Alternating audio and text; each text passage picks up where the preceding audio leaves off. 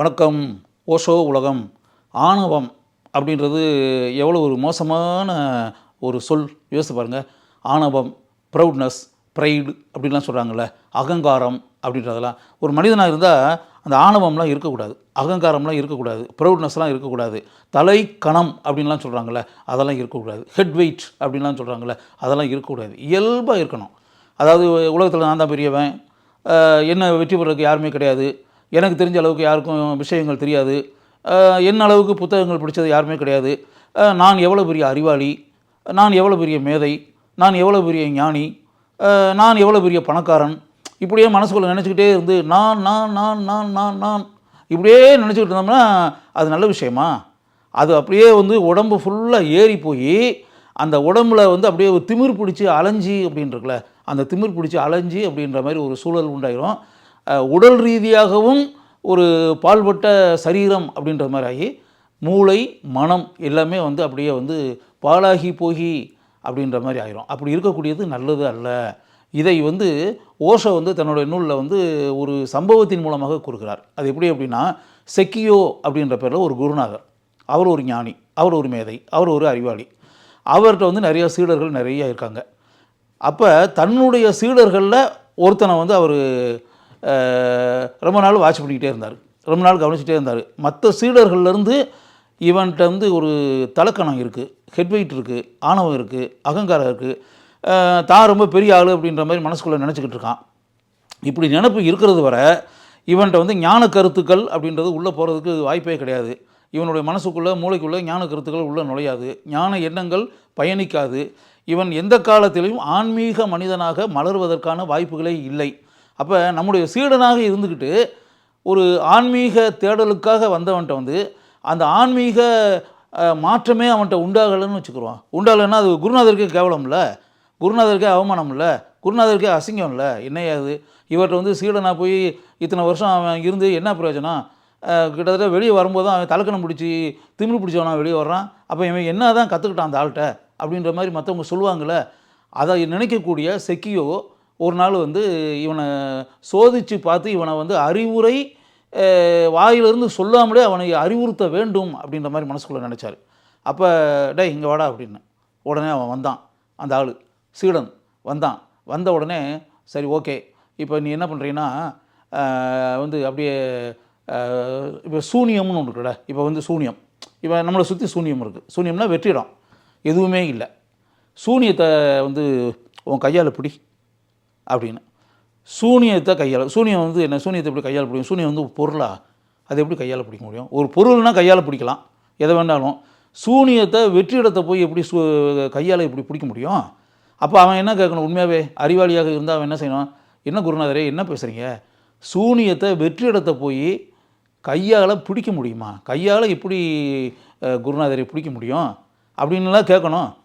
அப்போ சூனியத்தை பிடிக்கணுமா? இந்தா உடனே பிடிக்கிறேன் அப்படின்னு சொல்லிட்டு பிடிச்சிட்டாரான் ஒரு சூனியத்தை. பிடிச்சிட்டேன் இந்தா என் கைக்குள்ளே தான் இருக்குது, 2 கைக்குள்ளே பிடிச்சிட்டேன்ல, பிடிச்சி வச்சிட்டேன்ல.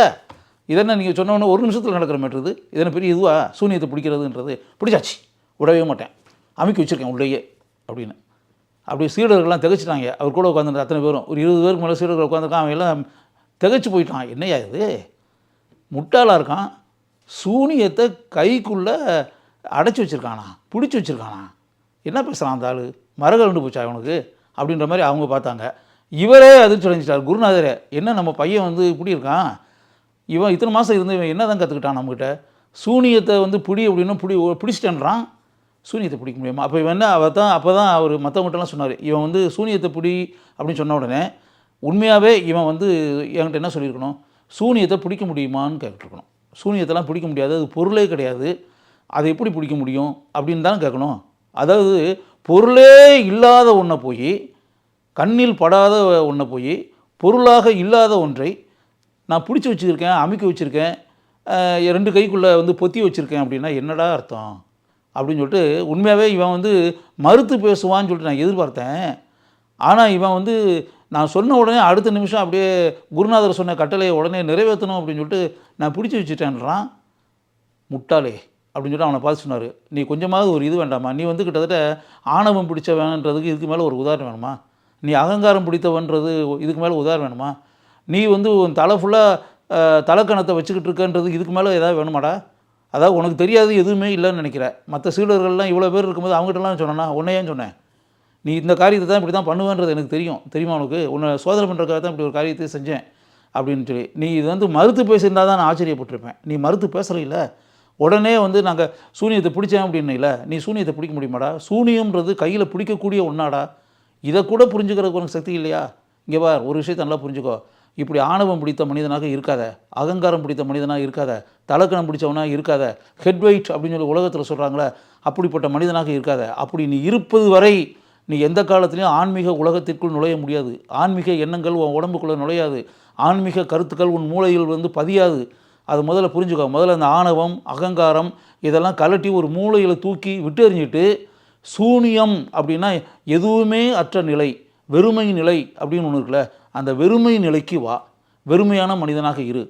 உன் உடம்புக்குள்ளே எதுவுமே இருக்கக்கூடாது, உன் மூளையில் எதுவுமே இருக்கக்கூடாது, உன்னுடைய மனதிற்குள் எதுவுமே இருக்கக்கூடாது. கேவிட்டி அப்படின்னால எம்டி ஸ்பேஸ் அப்படின்னு சொல்லி வெறுமை நிலையில் இருக்கணும். வெறுமை நிலையில் இருந்தால் தாண்டா ஞான கருத்துக்களும் உயர்ந்த விஷயங்களும் உன்னதமான எண்ணங்களும் சரீரத்துக்குள்ளேயும் மனதிற்குள்ளேயும் மூளைக்குள்ளேயும் நுழையும். அதை புரிஞ்சுக்கோ. இப்படி வந்து ஆணவம் பிடித்த மனிதனாக இருக்காதே. என்னால் முடியாது, எதுவுமே இல்லை அப்படின்ற மாதிரி நினப்பில் இருக்காத. மற்றவங்களால முடியாது, என்னால் சூனியத்தை நான் பிடிச்சிட்டேன்ல அப்படின்ற மாதிரி நினைக்காத. முட்டாள்தனமாக இருக்குது நீ சொல்கிறத பார்க்கும்போது. முதல்ல இப்படி முட்டாளாக இருக்காதே. முட்டாள்தனத்தை விலக்கிவிட்டு விட்டெறிந்து விட்டு அறிவாளியாக இருப்பதற்கு, ஞான கருத்துக்களை ஏற்றுக்கொள்வதற்கு உன் மனதையும் சரீரத்தையும் மூளையையும் தயார் பண்ணுவதற்கு வழியை பார். ஆணவத்தை அகற்று அப்படின்னு சொல்லி செக்கியோ வந்து தன்னுடைய சீடர்கிட்ட சொன்னார். ஓஷோ வந்து இப்படிப்பட்ட ஒரு உன்னதமான ஒரு விஷயத்தை நமக்கு சொல்கிறாரு. அதாவது எப்படின்னா, ஆணவம் பிடித்த மனிதனாக நாம் இருக்கக்கூடாது அப்படின்றது வந்து வெறுமனே அப்படியே ஒரு ஸ்டேட்மெண்ட் அப்படின்ற மாதிரி சொல்கிறத விட ஒரு சம்பவத்தின் மூலம் சொன்னோம்னா நம்ம மனசில் ஆழமாக பதியும்ல. அதுக்காக தான் இந்த ப்ரோக்ராம் நீங்கள் பார்த்துட்டு இருக்கீங்களா, நிச்சயமாக உங்கள் மனசில் இந்த விஷயம் ஆழமாக பதியும் என்று எனக்கு தெரியும்.